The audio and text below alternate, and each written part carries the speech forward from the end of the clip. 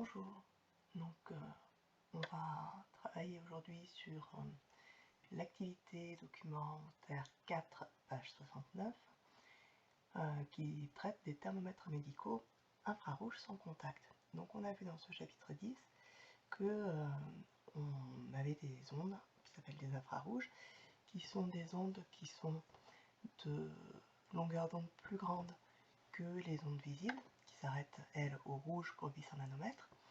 Et ces ondes, elles sont émises par tous les corps, et notamment par le corps humain. Donc, puisqu'elles sont émises par le corps humain, on va sans doute pouvoir s'en servir pour réaliser des thermomètres médicaux et mesurer la température des corps humains. Donc, c'est ce qu'on se propose de comprendre dans cette activité. Donc, on vous explique dans un premier document comment on fait pour mesurer la température sans contact à l'aide d'un capteur infrarouge. Donc, on vous dit qu'en fait, ce qu'on peut faire, c'est relever les ondes qui sont émises par des objets, et par contre on aura accès uniquement à la température de la surface de l'objet.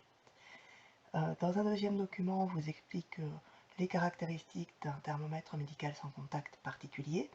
Donc on vous donne tout un tas de données ici, là, dans les caractéristiques techniques, thermomètre médical sans contact hier, donc la plage de mesure, la précision, la résolution, l'affichage, et le capteur infrarouge qui est utilisé. Et on va utiliser ces données-là en particulier pour répondre aux questions. Alors, par exemple, dans une première question, on vous demande, on vous indique que le thermomètre affiche une température de 36,8 degrés Celsius, et on vous demande de déterminer la plage de température correspondant en tenant compte de la précision de la mesure. Donc on va voir dans l'énoncé où on trouve la précision, donc c'est ici, on trouve une précision de plus ou moins 0,2 degrés Celsius. Donc ça veut dire que le thermomètre, quand il affiche 36,8 degrés Celsius, en fait c'est pas exactement 36,8 degrés Celsius. En réalité, on peut être 0,2 degrés au-dessus ou 0,2 degrés en dessous.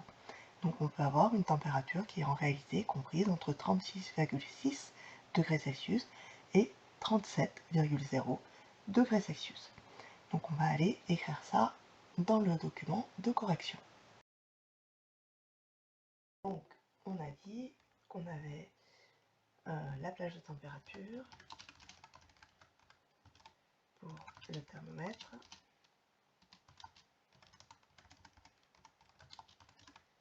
Elle est comprise entre 36,6 degrés Celsius et 37,0 degrés Celsius. Donc affichage à 36,8 degrés Celsius et précision de plus ou moins 0,2 degrés Celsius. Alors passons à la question numéro 2.